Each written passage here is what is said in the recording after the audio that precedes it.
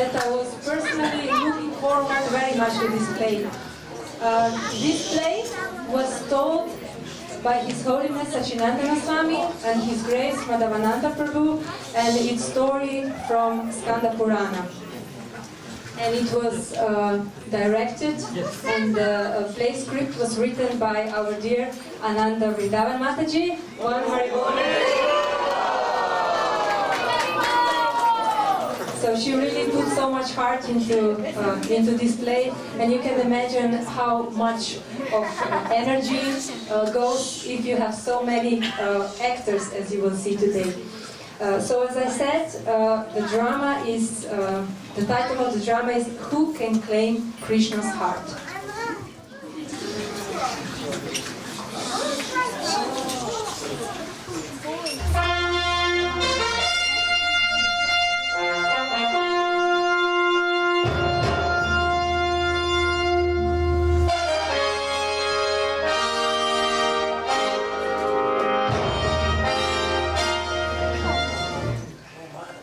Once upon a time, 5,000 years ago, the leader of demigods, Indra, was sitting on his golden throne on Svargaloka, the most beautiful heavenly planet.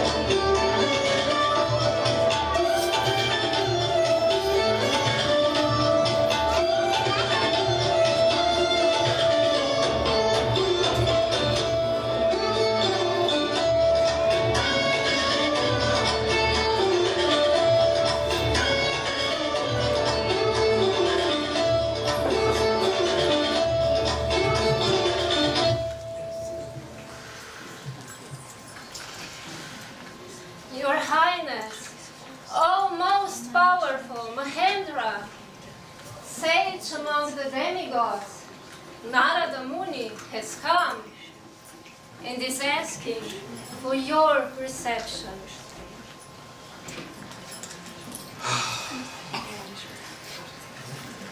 I'm not well. How shall I receive such a great devotee of Krishna in this condition? Oh, Indra, please accept my obeisances. What happened? Why is your face without luster? And why do you speak with difficulty? Why are you crying, Indra? You are the king of the heavens.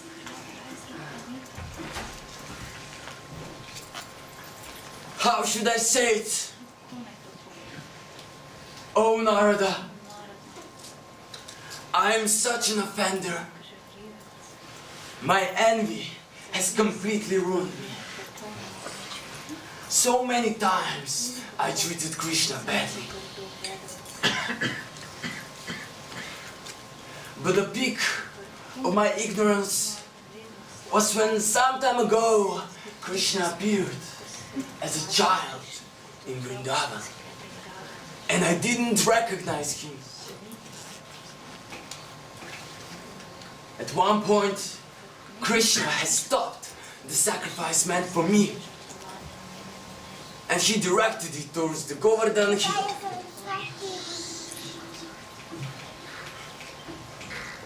At that time I thought, Krishna is just a talkative child. I simply became mad out of pride and fury. I said, I'll teach them all a lesson. I'll show them who's the great Indra. I shall drown Vrindavan.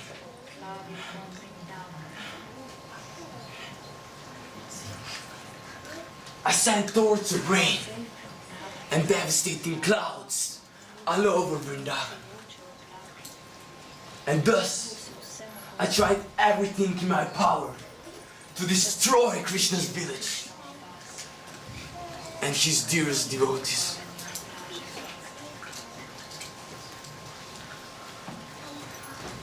However, Krishna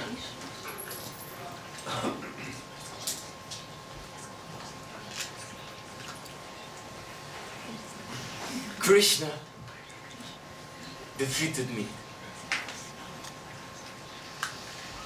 and showed that he is my eternal master and the supreme independent being upon whom everything else depends, including me. Then I came to my senses and I strongly regretted my misdeeds. Krishna was really merciful upon me. But ever since then, I was so embarrassed that I couldn't approach him or his devotees. And what happened as well is that I have missed all the childhood pastimes of Krishna. All of them. And now it's over. Krishna is now prince in Dwaraka. And all those sweetest and most intimate pastimes are gone. And I haven't seen them or appreciated them, even though they were right in front of my eyes. Everything is over now.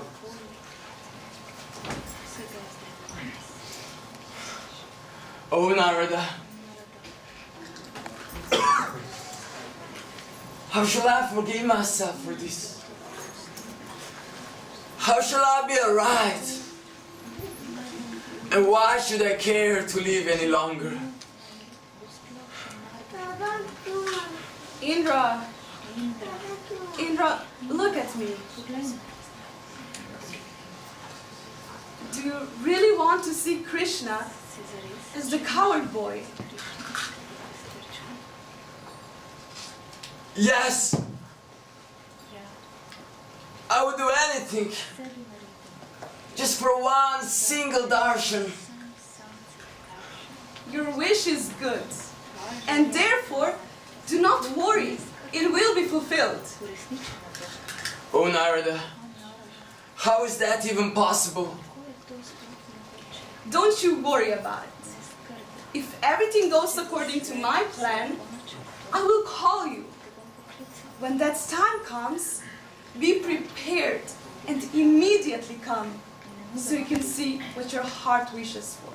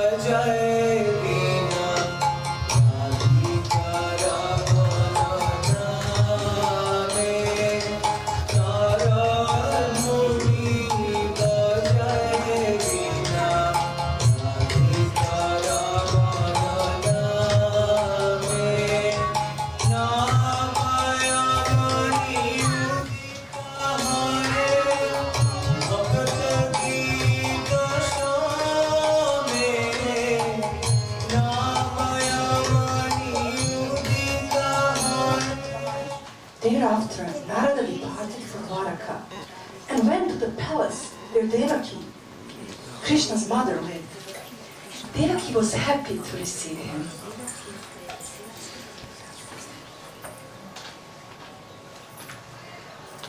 greatest sage, all universal traveler. We are so happy that you arrived. What brings you among us in this most fortunate city of Dvaraka? And what can I do for you? Oh, Devaki, most fortunate of all mothers. I'm so happy to be with all of you after such long time. Since you're asking me, what can you do for me? Well, maybe you could do something like fulfilling your promise? Promise? What promise? I naturally hold to all my promises. I have to tell you that one thing troubles me.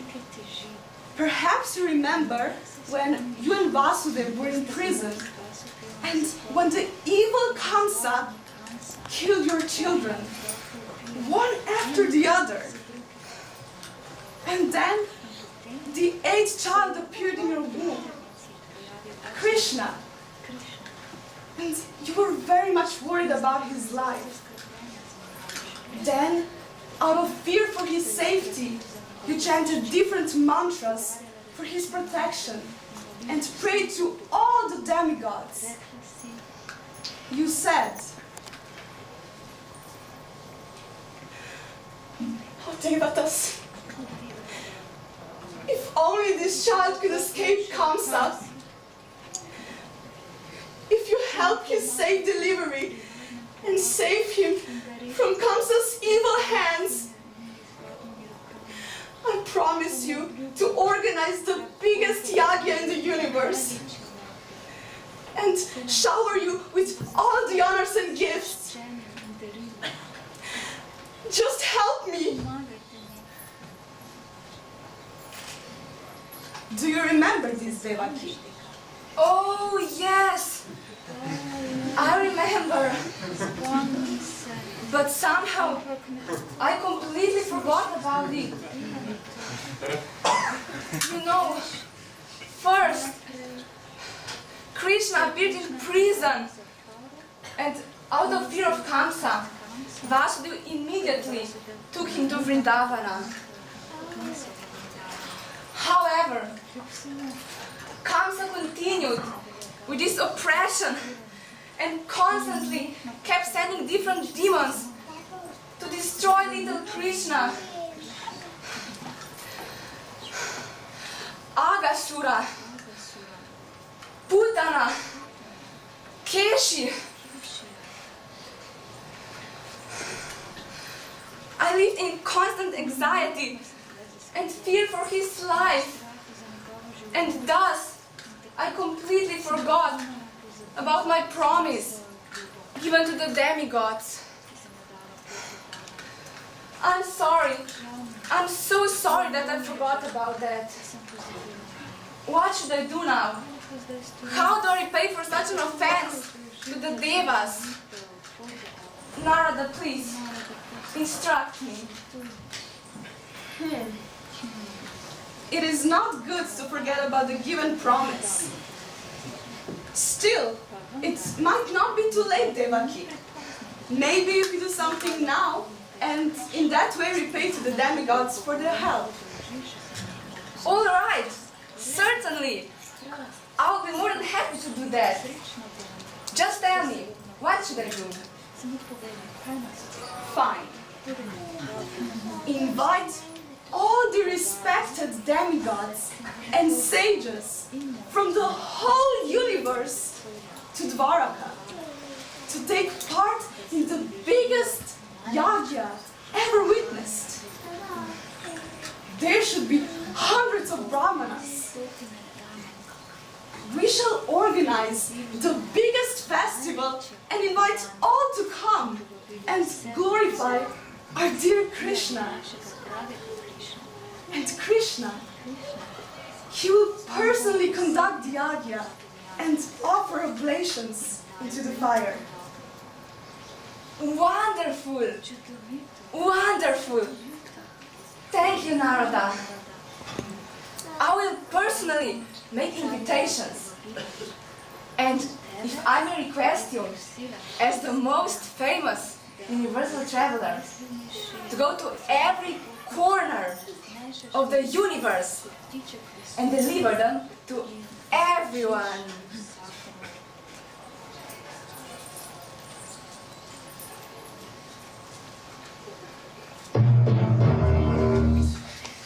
At that moment, Kamsa's old mother entered the room. That was senile and grumpy Padmavati, of whom Yadus were taking care after Kamsa's death. Oh, have you heard that, Padmavati? Sage Narada will go and invite all the residents of the universe, but especially the Devatas, for the biggest Yagya sacrifice ever seen, as a gratitude that Krishna still lives among us. Isn't this wonderful? Oh, wonderful! Narada is Devarishi, and he can travel everywhere. So let him go and invite everyone. But under any circumstances should he invite the residents of Vrindavan. Those people were very bad toward Krishna, and therefore don't deserve to see him. So Narada, you should not go to Vraja. Invite it in a big circle. You should just not go there. But you can invite everyone else. Certainly, Mother Padmavati. Certainly. I will definitely obey this.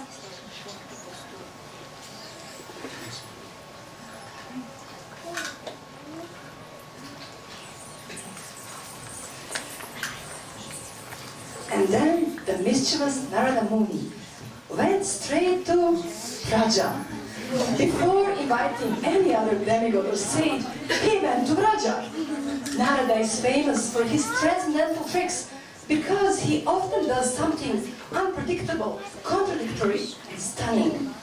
But in the end, it turns out to be for everyone's benefit. Therefore, devotees enjoy his pastimes, which are fully for the pleasure of Lord Krishna.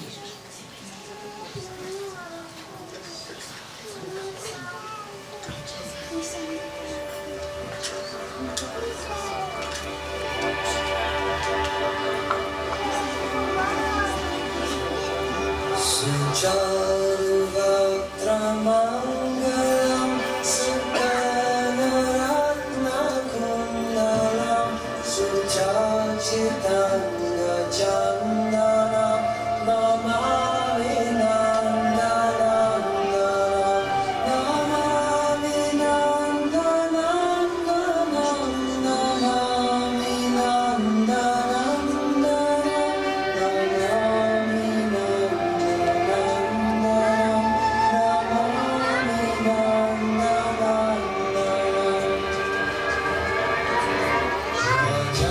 Hey, my friend.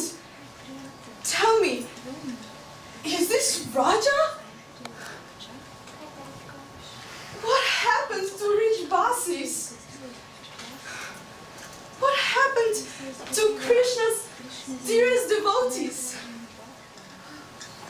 I remember them being the richest people in the world.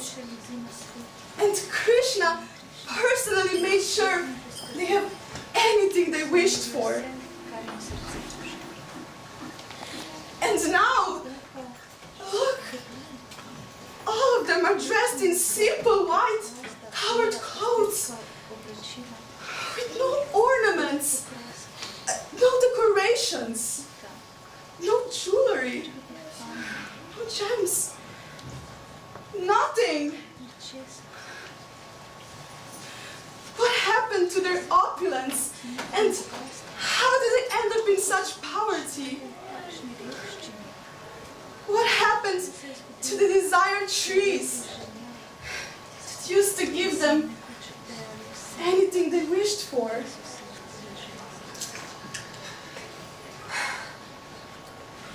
You know, when Krishna left Vrindavan, all of us were ready to die that very moment due to the strong separation from our life and soul from Krishna. But nobody, not even the smallest blade of grass, not even a tiny insect, didn't want to die, because we knew that would break Krishna's heart. And so we continued to live with one and only meditation. Krishna's promise that he will return to us. And you know, when Krishna left for Mathura and later for Dwaraka, we always knew that there is some great danger threatening him from the demoniac kings. And therefore, we decided to give all our opulence and the jewels, everything we had, we decided to give to the brahmanas from the nearby village. And these brahmanas constantly perform big sacrifices for Krishna's protection and his safe return to Vraja. Everything we have, we give for that.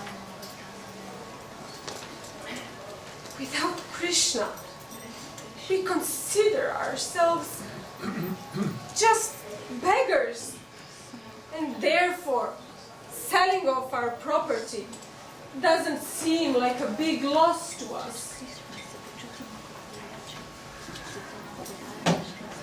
What devotion! What love! There is no love such as Raj Bhakti.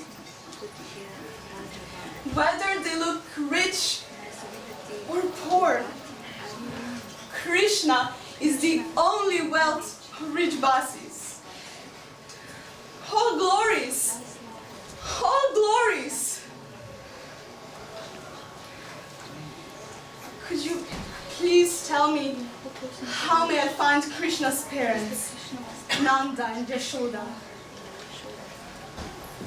Narada, do you see the stream of salty water? It is filled with tears of Nanda and Yashoda, just to always cry, "Where is Krishna? Where is Krishna?" Just follow that stream through the village. It will take you to the very end, where Nanda Baba and Yashoda Ma live. You will find one decayed house covered with cobwebs, in which fire doesn't burn ever since Krishna left. Yashoda has never entered her kitchen again, but only sits in front of the house, and she cries and stares in the distance. When will Krishna return?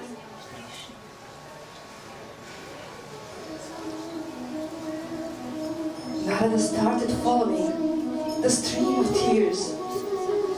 While walking, he was overwhelmed with Raja Prema, ecstatic love of residents of Vrindavan for Krishna.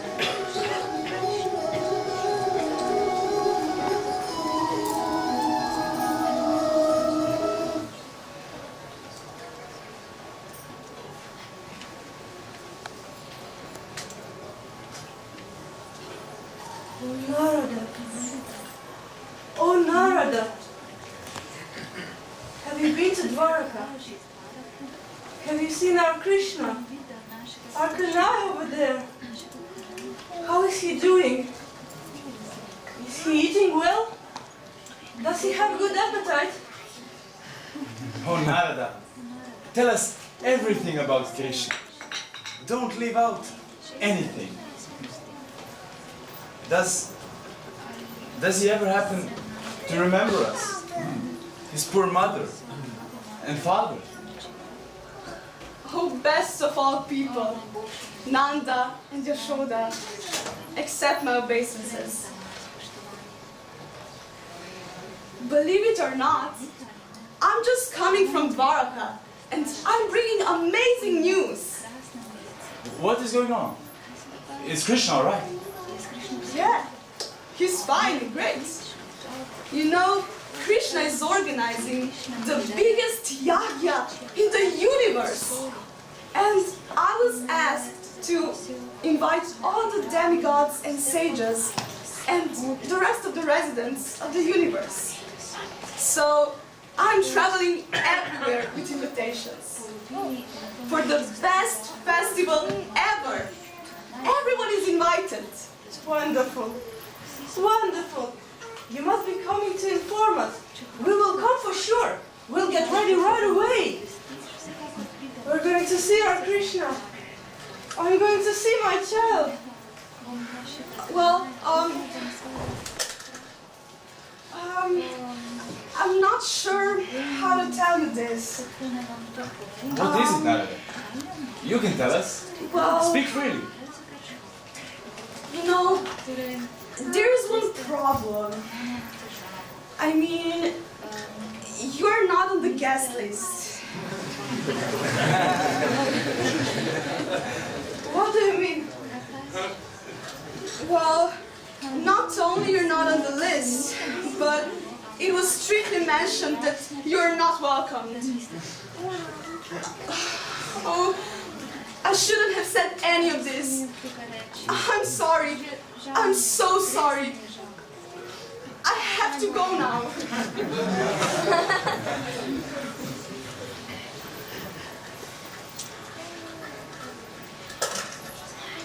How can they forbid a mother to see her child? I don't want to live anymore. Hey, hold on. Calm down. You simple, naive woman. It must be some misunderstanding. It cannot be that we are not invited. We are Krishna's parents after all. And here are his relatives. And dearmost childhood friends.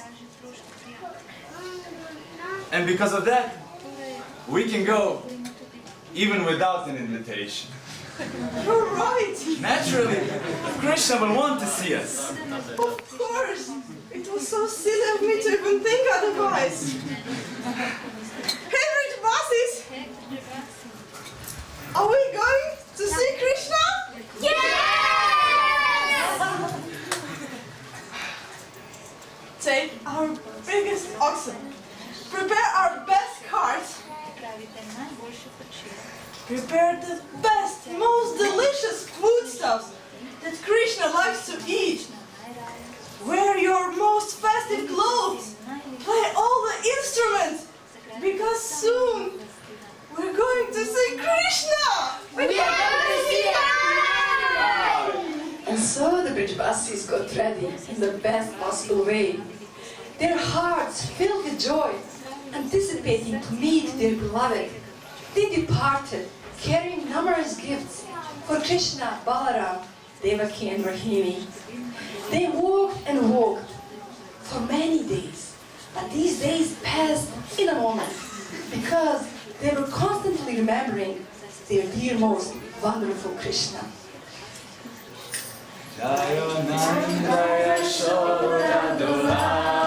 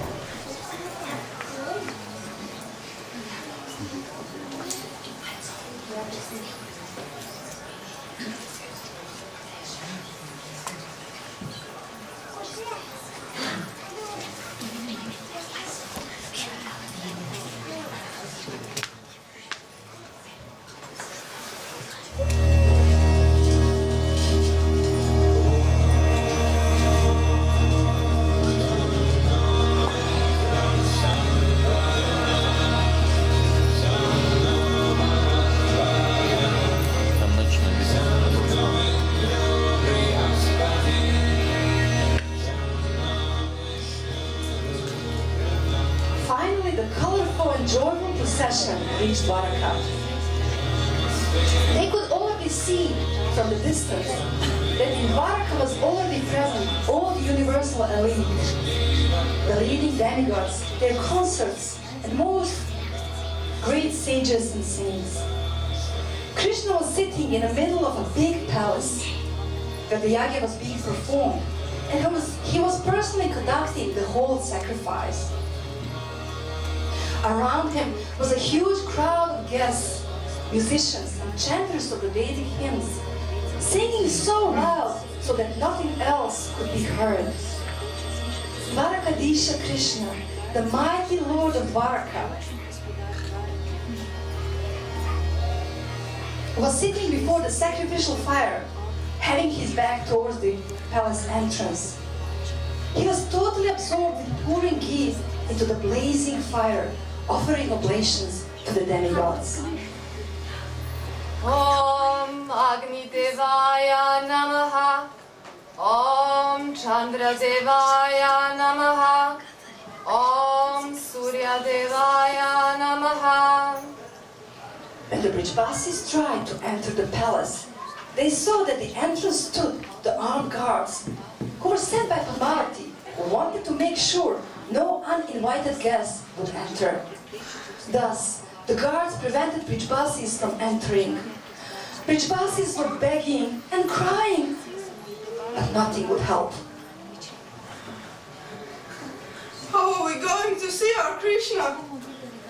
What should we do? Please, allow me to see my son.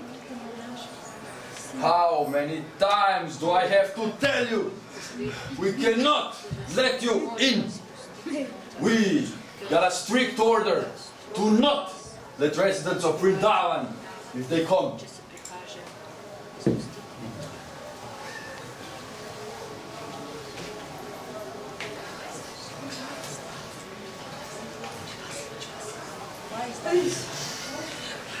But why is that? We are Krishna's relatives, his closest associates. For sure he will want to see us. Just tell him his mother is here.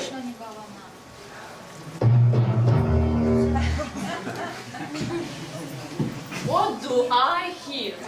What is all this noise? Who are these people here and what do they want? They better not be. They better not be Brijbasis. How did they dare to come for this holy gathering? We made it clear that they are not allowed. And they are still so shameless to come here without being invited. Unbelievable. There are all kinds of people in this world. But they claim to be the relatives to our Lord Krishna. They also say that this woman here is his mother. Excuse me? Is that possible? What? There is really no end to their concoctions and lies. Just so you know, these people were from the beginning very cruel toward our Krishna. First, he was forced by Nanda and Yashoda to work in the fields, while he was still a small child. Even though our Krishna is from the royal background. He had to go with a stick in his hands and take care of the cows all day. He wasn't even allowed to wear shoes. So he had to go barefoot. On top of all that torture, they wouldn't even allow him to eat how much he wants. So he had to go around the village and steal butter from the other people. And they would then get angry on him and chastise the poor child. Krishna has suffered so much in his childhood. But then, thank God, he left Raja and came to live here with us. And yes, he doesn't remember all those traumatic experiences from Vrindavan anymore. Just so you know, he successfully forgot you. And therefore, go away from here. No! But I am his mother. How is it possible for a son to forget his mother? This is really too much. I cannot believe my own ears. How can someone claim to be Krishna's mother when he already has his mother, Devaki, Yashoda? How can you claim that another woman's son is your son? Guards, arrest her for such blasphemy. But Lala is my son. After all, Krishna is black, and Yashoda's complexion is that of a gold, just like Nanda Maharaj. So how is that possible that Krishna is her son? Well, everyone knows that Krishna was born at midnight. Since it was a very dark night, he was born with a dark complexion. And also, when Yashoda gave Krishna cow's milk for the first time, it was milk from a black cow. And that's why he's so dark. Lies, lies. Simply lies. Those people were not only bad to Krishna when he was small, but they are coming now with their lies and claiming him to be their child. Guards, do something about it. But Mamati, what is going on? What is that noise at the entrance?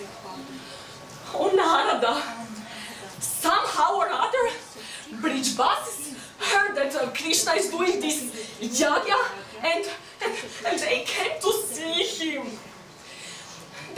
They're even claiming to be his relative.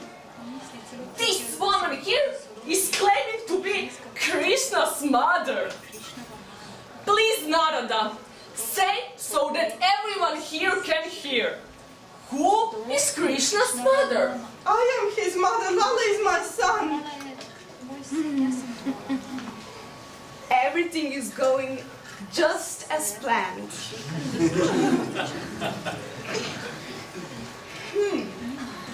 So, there is a dilemma as to whose child is Krishna. You know, it is very hard to say who are Krishna's parents. Some say it is Nanda Maharaj and Yashoda, while others say it is Devaki and Vasudev. How to solve this dilemma? How? Well, there is only one way, and that is the child will know who is his real mother. The child will know it naturally, instinctively. So, Krishna will know who is his real mother, Yashoda or Devaki. You know, we will do an experiment. First, Devaki will call Krishna by his name and see how he reacts to her calling. And then, Yashoda will do the same. Devaki! Devaki! Please come over here. Oh, respected Narada, please tell me, what should I do? Devaki, please call Krishna.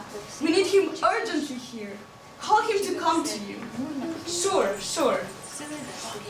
Devaki then called Krishna, who was sitting near her. But there was no chance for Krishna to hear her due to the huge noise produced by the musical instruments, bells, chanting of the Vedic mantras, and so on. The prince of Dwaraka, Krishna, was pouring ghee into the fire and couldn't hear or see anything besides that. Krishna! Krishna! Oh, Krishna! Svaha! Svaha! Svaha! It's okay, Deva. Don't you worry about it. Thank you. You can continue with your duties. Yashoda, could you now call Krishna, please? Yashoda called Krishna only 2 times. She called him by his most intimate name that is only used in Raja. Kanai! First time he heard his name, Krishna was struck, his hand shook, and the ghee got spilled all over the place. He looked around him in anxiety, like in trance. Then Yashoda called for the 2nd time.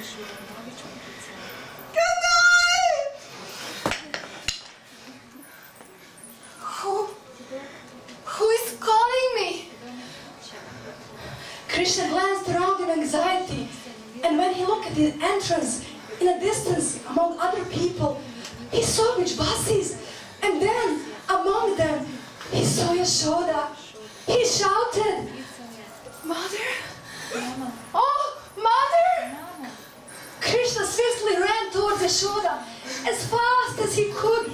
He didn't care about the interrupted sacrifice, nor about the guests who were wondering what was going on with the Lord of Dwaraka. Then Narada Muni shouted, Indra! Indra! Come! Quick! Look at this, Indra! Then the King of Heavens saw right before his eyes the Prince of Dwaraka transforming into Gopa, little cowherd boy, due to Yashoda intense motherly love. Mommy, mommy.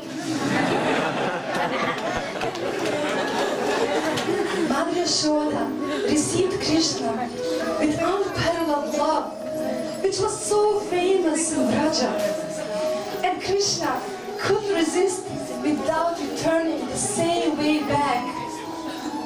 Lost in her embrace, he forgot everything around him. Because Krishna is controlled by love, and love only. In the presence of Mother Yashoda, an erupting volcano of love, Krishna had neither free will nor the will to be free. Mother Yashoda did not want to separate from Krishna. Her constant tears were his arati. Milk dripping from her breast was his abhishek, and her sobs and cries were Vedic hymns in his praise. Who can understand the glories of supreme loving exchanges between Krishna and Yashoda?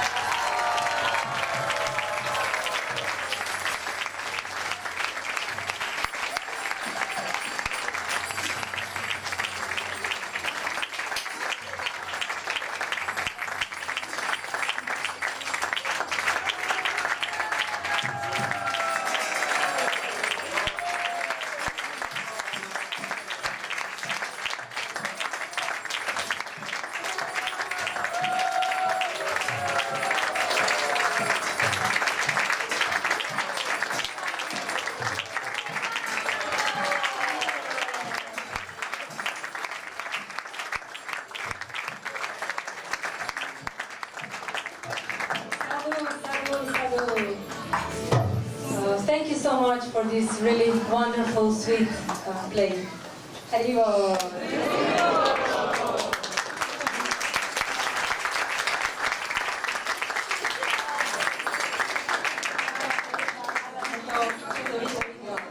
Tako zelo tega krasnega, sladkega Krišno